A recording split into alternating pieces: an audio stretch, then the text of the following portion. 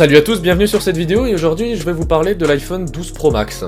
Alors oui, j'ai acheté l'iPhone 12 Pro Max comme j'avais acheté l'iPhone 11 Pro Max l'année dernière, mais je vais m'expliquer de pourquoi et je vais expliquer aussi des choses sur ce téléphone. Alors pourquoi est-ce que j'ai acheté de nouveau un iPhone cette année? Oui, c'est débile, oui, c'était pas obligatoire, oui, j'en avais envie, et sur certains points, je pense que ça pouvait être que meilleur. Oui, vous avez vu plein de vidéos d'autres youtubeurs qui vous ont déballé l'iPhone, qui vous ont expliqué des choses dessus, mais moi je voulais parler un peu plus personnellement du produit, histoire que vous soyez un petit peu plus sûr de votre achat. Mais j'ai d'abord envie de commencer de pourquoi est-ce que je l'ai acheté. Alors en fait, déjà parce que j'attendais ce design depuis extrêmement longtemps. Ça paraît débile, mais mon premier iPhone c'était l'iPhone 5S. Et vous vous souvenez très bien de l'iPhone 5S, hein. Il était vraiment sublime. Malheureusement, mon prochain d'après ça a été l'iPhone 6S et les bords ont commencé à être arrondis. Alors au début ça a pas fait l'unanimité quand l'iPhone 6 était sorti, hein, le design qui a été reporté sur plusieurs iPhones après. Je dois dire qu'il était pas moche. Néanmoins, je préférais le côté carré, ça faisait beaucoup plus pro, plus quali en fait. Donc déjà c'est pour le design que je trouve magnifique et dès qu'ils l'ont fait sur l'iPad Pro, je me suis dit mais qu'ils le fassent sur l'iPhone. Et ils l'ont fait sur l'iPhone. Et l'autre raison c'est aussi au niveau de la photo. Voilà, j'adore faire énormément de photos. D'ailleurs j'ai mon Instagram de photos que j'ai réouvert il y a pas si longtemps que ça qui est dans la description. J'adore prendre des photos. Malheureusement là par exemple avec mon appareil photo il est assez grand et je l'ai pas forcément toujours sur moi. Donc oui parfois je sais que je vais faire des photos, je vais l'emmener. Parfois je ne sais pas et je ne l'ai pas. Et donc c'est important pour moi d'avoir un téléphone qui puisse prendre des photos incroyables. Alors oui celui de l'année dernière aurait pu carrément suffire. Il était extrêmement bon en photo, surtout en photo nuit c'était grave amélioré. Mais là on a encore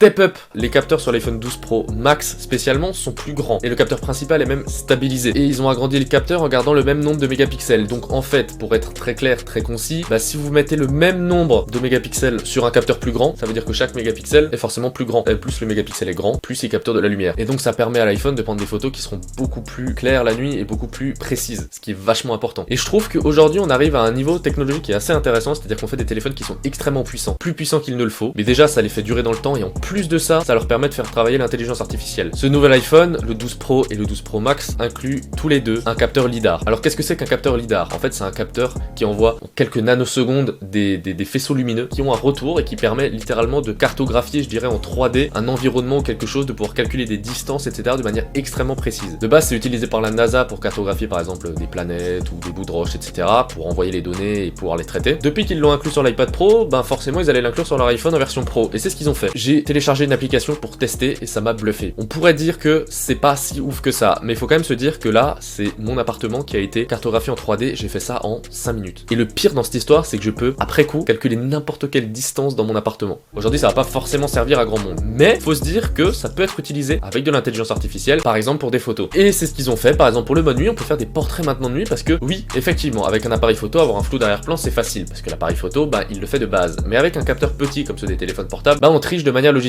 Mais on essaie de faire en sorte que le logiciel devient de plus en plus réel. Et donc pour créer cette impression là, le capteur LiDAR est très pratique, il calcule la distance entre un arrière-plan, un premier plan ou un second plan, bref, et ça fait des photos qui sont même incroyables la nuit. Alors oui, il va me falloir plusieurs semaines, mois pour pouvoir tester l'appareil photo et c'est pour ça que si jamais vous voulez une seconde vidéo d'un test plus poussé de l'iPhone, notamment dans ses capacités photo, mais pas que, lâchez un like et dites-le moi en commentaire, ça me ferait plaisir et puis peut-être que je vous ferai cette vidéo. Je pense qu'il n'y a pas besoin de faire de comparaison entre tel et tel smartphone, voilà. L'iPhone, vous aimez ce qu'il produit, vous aimez son interface, plus besoin d'acheter un petit appareil photo ou quoi que ce soit, vous avez votre iPhone. Maintenant, si vous êtes fan de Samsung, les Samsung font de très belles photos, les Huawei aussi. Les smartphones Android en ce moment, c'est la course au zoom, etc., etc. Oui, alors on a toujours maintenant en nouveauté sur le 12 Pro Max un x2,5 optique, donc pas du tout numérique, donc sans perte de qualité. Et c'est suffisant, je pense, pas besoin de pouvoir zoomer jusqu'à la lune, mais ça reste mon ressenti personnel. Et encore un point sur lequel je voulais venir, c'est l'histoire du chargeur dans la boîte. Vous avez sûrement entendu parler, et parce que ça fait un bruit monstre, que on n'avait plus le chargeur secteur à mettre dans la prise dans le nouvel iPhone. Pour l'instant, je suis plus contre que pour. Ok, c'est des raisons écologiques selon Apple, d'enlever le chargeur, ça permet de mettre, je crois, 2 fois plus d'iPhone dans un même camion ou dans un même conteneur. Ça fait moins de plastique parce que souvent les gens ils ont déjà des chargeurs. Mais maintenant on a un problème. Sur une année où l'iPhone a envie d'être de plus en plus robuste, et on le voit cette année que les iPhones sont robustes, avec le Ceramic Shield, le côté vraiment carré qui donne de la robustesse, des matériaux utilisés qui sont nobles même dans l'iPhone 12 et l'iPhone 12 mini, une puce qui est vraiment extrêmement rapide dedans et qui permettra de tenir longtemps, de la 5G qui est disponible alors qu'on n'a même pas encore la 5G d'activer en France, donc le téléphone est fait pour durer. Je pense qu'il est surtout pour des personnes qui ont envie d'avoir un nouveau téléphone et qui avaient déjà un téléphone durable. Je pense à ceux qui par exemple avaient un iPhone 5S, le premier iPhone SE, un iPhone 6, 6S, ou même peut-être 7. Quand vous venez d'un téléphone comme ça, votre chargeur que vous aviez, c'est bien, mais il est en USB normal, or on a besoin d'USB-C, vu qu'on nous donne un câble dans la boîte de l'iPhone qui est en USB-C vers Lightning, donc en fait, dans tous les cas, il faudra acheter un nouveau chargeur. Et même moi, le seul chargeur, et pourtant Dieu sait que j'en ai beaucoup, qui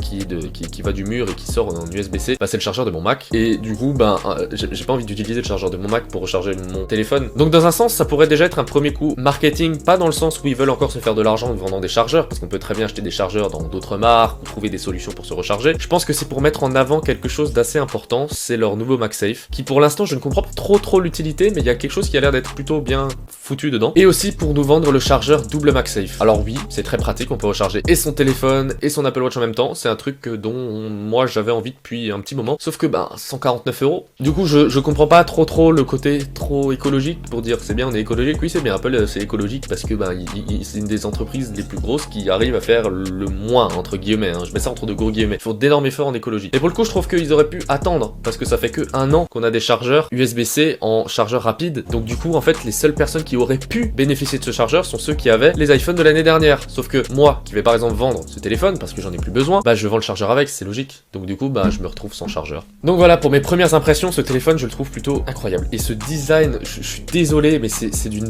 beauté. De toute façon vous allez avoir des plans de près. Cet iPhone qui est devenu plus grand que les anciens Max, c'est une planche à découper. Moi ça me sert bien et en plus de ça, c'est sur ce téléphone qu'on a le plus de fonctionnalités. Donc du coup c'est plutôt utile. En tout cas je vous remercie 1000 fois d'avoir regardé cette vidéo et je vous souhaite une agréable journée. Ciao tout le monde.